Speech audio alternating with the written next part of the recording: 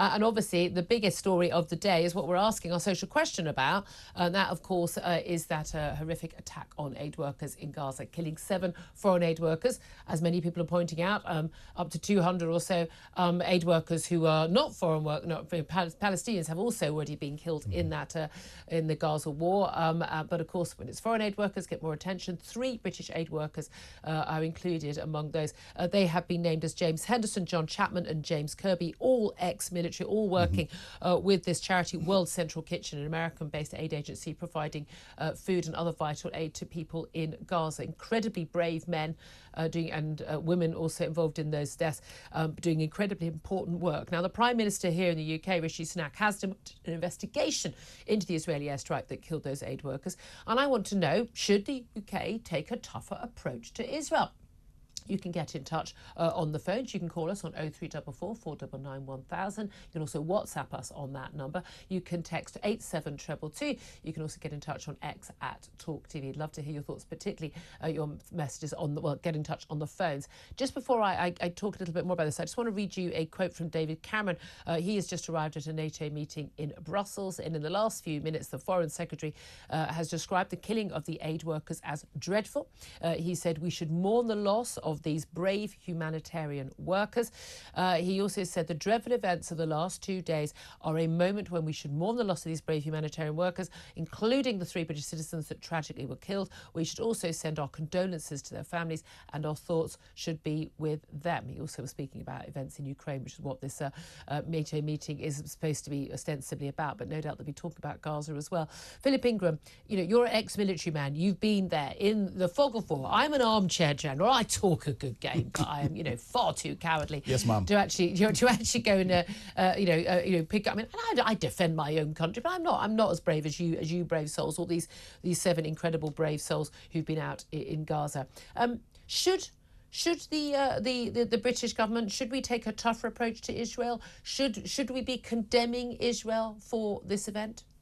Well, it's a very difficult question to answer. I think what the UK and the US are doing is behind closed doors holding Israel more to account and ensuring that they're following the processes that they have in place, that the proportionality stakes that Israel are applying become more open to the UK and US's view as to why they're trying to achieve these sorts of things, and forcing Israel to justify what they're doing.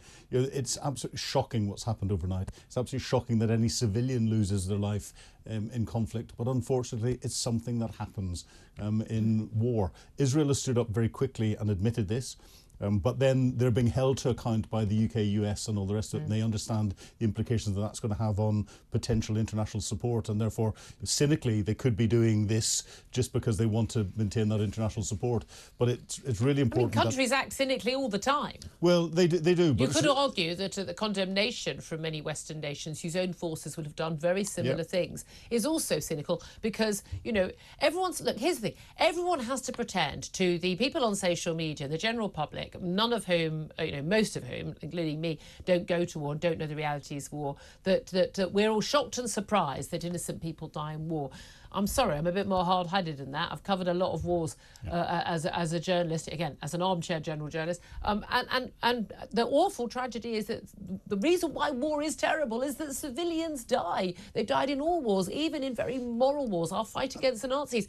You know, millions of people died, civilians died as a result of that war. And when you've got countries that have been inflicted the pain that Israel was on the 7th of October, and you've got their war against Hamas has been going on now for 6 months, sometimes it becomes difficult to see the bigger picture, and this is where you need a conscience. And the conscience here is coming from the UK and the US. In the public statements that have come out from Rishi Sunak and from the US administration, turning around and saying, we want you to investigate this. So it's whispering in their ears publicly, hey, come on, this is unacceptable. And actually, we're probably detecting that other things you're doing are not following the rules that we expect you to follow. Indeed, and from reports coming out of the Middle East, again, it's just, they didn't accidentally, just wasn't a bomb that went off, and these 3 vehicles from the charity World Central Kitchen happened to be involved. No, there were 3 targeted missile attacks. They deliberately wanted to target these vehicles. Why? Did they think they were all full of volunteers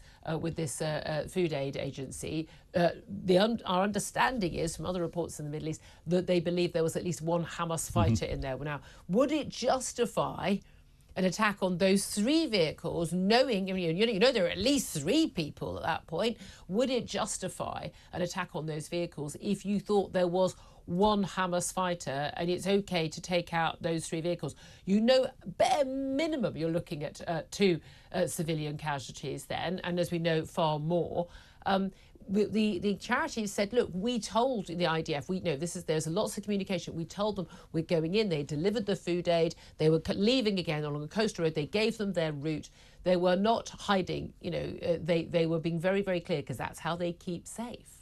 If it's a low-level fighter, an individual foot soldier in Hamas, no. If it's a senior commander who's influencing everything that's going on, it could be. And that's where, without that sort of information, we don't know. But part of the problem is we've seen Hamas using aid convoys, ambulances and other things to transport military goods around whenever things are going on, even whenever their parent organisations have turned around and said, we're going to be operating in this area. So Israel is operating in an area where there's an awful lot of confusion, there's an awful lot of disinformation that is trying to throw Israeli targeting off, and then this information has come in. Now, how they've handled it, how they've processed it, I don't think they've done it in as much of a way that you'd diligently expect them to do, and that's where this mistake has happened. Yeah. But it's a mistake. Yeah, indeed. Well, look, let's have a watch and a listen of the IDF's Chief of Staff, his most senior figure in the Israeli Defence Forces, Herzi Halevi.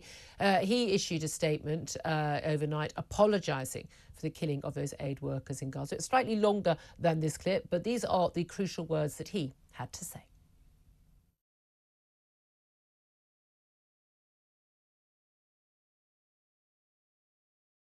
We can't seem to get it. That's a shame. Well, I mean, what he did have to say, we know, was, very, very clear that it was a full apology, that they accepted what they had done, that it was wrong, and very different from anything we've ever heard from Hamas. Well, we've heard nothing from Hamas, and actually the speed of the Israeli response here and their admission of that they carried out this attack has been quicker than I've seen before as well. Now, that could be 2 things. One, they are genuinely remorseful and recognise they've genuinely made a mistake.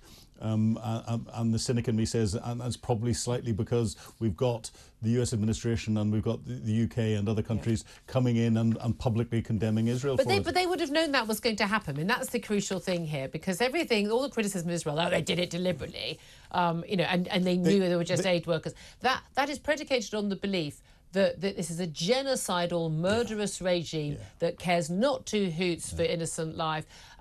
Everyone is expendable, and they don't care what the international community thinks. There is no evidence for any of those statements. There's not, and that only exists in a Twitter echo chamber or other social media echo chambers, which unfortunately is fueled by some commentary that's coming from some mainstream press outlets. But it's also being fueled by the likes of Hamas, because their information operation is very good, Iran, who's pushing it out through different countries, Russia, who's pushing it out through different countries, and we're being influenced in so many different ways. And that doesn't mean it's coming in Iranian or Russian. It's translated into the way it's being fed to us. Yeah, indeed. I think we have now got that apology clip from the IDF's Chief of Staff. Let's have a listen and a watch to what he had to say. I want to be very clear. The strike was not carried out with the intention of harming WCK aid workers. It was a mistake that followed a misidentification at night during a war in a very complex conditions. It shouldn't have happened. We will continue taking immediate actions to ensure that more is done to protect humanitarian aid workers. This incident was a grave mistake. Israel is at a war with Hamas, not with the people of Gaza. We are sorry for the unintentional harm to the members of WCK. We share in the grief of their families, as well as the entire World Central Kitchen organization, from the bottom of our hearts. An independent body will investigate the incident thoroughly. We will complete it in the next coming days. Well, that's what the Israeli Defense Forces chief had to say. We're going to be talking about this with an Israeli government spokesman, Avi Hyman, very, very soon. So we'll see what he has to say. Let's also now move on and talk about J.K. Rowling. She apparently will not be prosecuted for making the statement that trans women are not women, they are men on social media, even though the new hate crime law in Scotland came into force on Monday, on the day she tweeted, April Fool's Day, rather ironically, which effectively says if someone is offended by such a statement and trans people are that's a protected characteristic, then they could be prosecuted and facing up to 7 years behind bars. I mean, it's really quite extraordinary. Or they could end up with a non-crime hate incident record on their name. She's been told that, according to the police, that she will not be facing any charges or any investigation as a result of her tweets on Monday, quite rightly. But she responded by saying, I hope every woman in Scotland who wishes to speak up for the reality and importance of biological sex will be reassured by this announcement, and I trust that all women, irrespective of profile or financial means, will be treated equally under the law. Do you think that women, not just in Scotland but across the UK, will now be protected? Because, by the way, I could be facing arrest as a result of this, because if someone in Scotland, here's what I have to say: trans women are not women. I mean no disrespect. I'm just stating a fact. I could be questioned by the police for that. Do you think this is going to provide protection, or is this just Police Scotland desperately trying to avoid some terrible publicity? Well, I think Police Scotland have been put in an impossible position, and in an impossible position where it's not clear for them how to interpret the law. They're not going to come and jump up and down. If they wanted to do anything, I think, as I said earlier, there's 3,000 people put complaints in yesterday. Yeah. They're wasting 3,000 guys. 3,000 in a day. They're wasting police time for something that is not an issue. It's the intent behind it. If you intend to harm someone by calling them names, but then this is my thing. You don't need crime. a new laws. If you're being abusive, you're threatening people, inciting violence against people, those laws already exist. I don't think it matters whether someone's doing it because, attacking me because of the colour of my skin or my gender or anything like that. I don't think that's relevant. If you are being abusive, if you are threatening somebody, then that should be a criminal offence. I think it's irrelevant what it's about. The military are going to be in huge trouble because all the Scots are jocks, all the Welsh are taffs, and all the Irish are paddies. Don't get me in trouble. Don't get me in trouble. It depends. It's how it's how you say it, and all of that's meant in the Kenny Everett way, the best possible taste. Yeah, exactly. I'll not do the bit with the legs. And there's a way, for instance, where I wouldn't think it was against the law, but where a man could call a woman, darling or sweetheart in a derogatory way, in a way. So I say it to people all the time. It's actually a really fond way, in a very warm way. Exactly. Yeah. But this is where the nuance of human interaction has been sort of thrown out the window, hasn't it? It's very frustrating. That's it. The thing I don't understand when people say, like you, the police, they've been given this difficult task. We're constantly told by governments that, it's an operational matter. The police get to decide their priorities. That's why we had to elect police and crime commissioners, so they would try and berate the police and make sure they went along with the priorities we have. Our priorities are, violent crime, rape, murder, burglaries, thefts of mobile phones and muggings and all that. But they don't prioritise a lot of that stuff. So when police are investigating somebody for a hurty tweet, but not investigating every single burglary, they are choosing those priorities. I feel sorry for the Bobby on the beat who's forced to do that.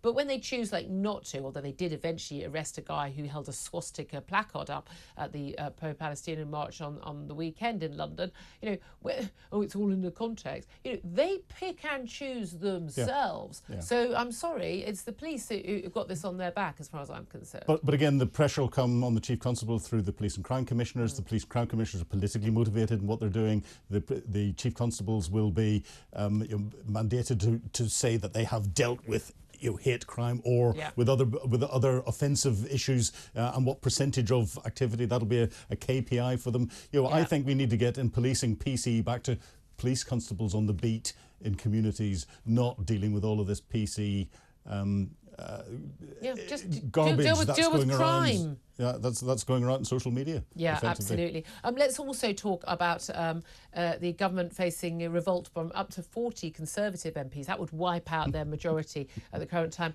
over a bill to tackle homelessness and rough sleepers in particular. Now, look, you tackle homelessness by making sure that people don't have the sort of problems that lead to homelessness. Weirdly, homelessness is a symptom of a problem rather than the actual problem. So the solution people go, give everyone a home.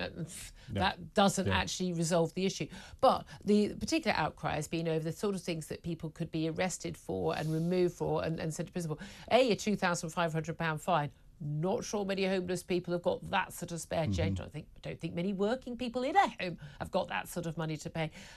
But also for extreme sort of smelliness. Basically, if there is an extreme odour, they can be moved on. Now, I don't want to be, standing at a cash point with somebody who is lying on the floor next to me, smelling of God knows what, and it's intimidating. Even if they're just sitting there politely, it would be intimidating. These are reasonable concerns that law-abiding people have. I don't want people sleeping rough on the streets. I don't want people begging. Begging is illegal for a reason, and there's no reason for anyone to beg in this country at all. But is a law like this, is that the solution?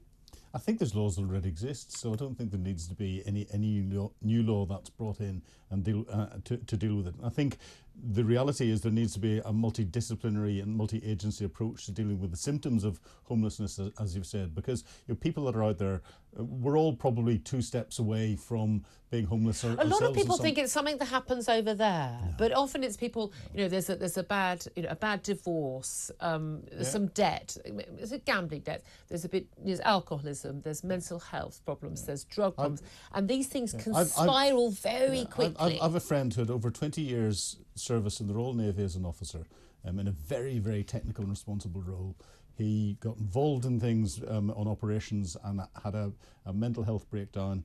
His marriage broke down because of that, and he was discharged from the Navy to live nowhere. He was homeless for over a year. And it was only after he came out of hospital, because he was in accident emergency and then admitted to hospital over Christmas and New Year a couple of years ago, that the local authorities sat up with military charities and suddenly found him somewhere to live, and he started to rebuild his life again.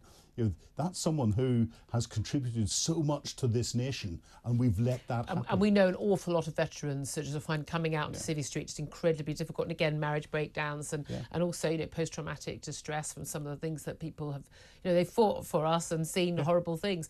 Let me also talk about I suppose a very, very different end of the age scale as well. Childcare for 2-year-olds. This is being rolled out by the government, much to much fanfare, although again they've had to keep reassuring everybody that they might actually have enough nursery places. In case a child that was 2 on the 1st of April will be entitled from September to just 15 hours. Now that's just basically 2 days of childcare once you've got to work and back. Lots of parents would need a lot more than that. It's not free. It's free to you at the time. You're going to pay for it with your taxes, guys. It's subsidised. But we're told by the childcare workers, the nursery, they simply don't have enough places for these children. They're going to extend it to 9 months old plus, and they're looking at needing another 40,000 staff by the end of next year. But they're going to have to start hiring now. We know childcare workers are often paid very little, even though the fees are very high from parents. But the Eye, gotta love the Eye newspaper, they've decided to say the biggest issue here apparently is the government's crackdown on net migration to the UK, fueling a shortage of childcare places. Sorry, guys, let me break it to you. 745,000 people in the last full year we've got figures for, it's 2022. That net arriving in this country, that is not a crackdown on net migration. If you want to come here and work as a nursery worker, you've got no problem coming in. But no, it's all because of Brexit. It's madness. The principle of what the government is trying to do is very sound. Set the conditions so that people can get back to work if they need to be able to afford their mortgages and the increased cost of living. They won't be able to, it throws a little bit more money back into their pockets again in what's going on. So it can help. But this is where a soundbite level of politics without a detailed plan that brings in a way of recruiting more staff, opening more nurseries and everything else paying our nursery staff more so that they're incentivized to go in there just doesn't work. No. And therefore you need to have a detailed plan behind it. And unfortunately we're seeing too much politics by soundbite today and very little substance that's coming out from all sides. Yeah, absolutely, as often is the case. Philip, I really appreciate that. Thank you very much indeed. More from you coming up throughout the show.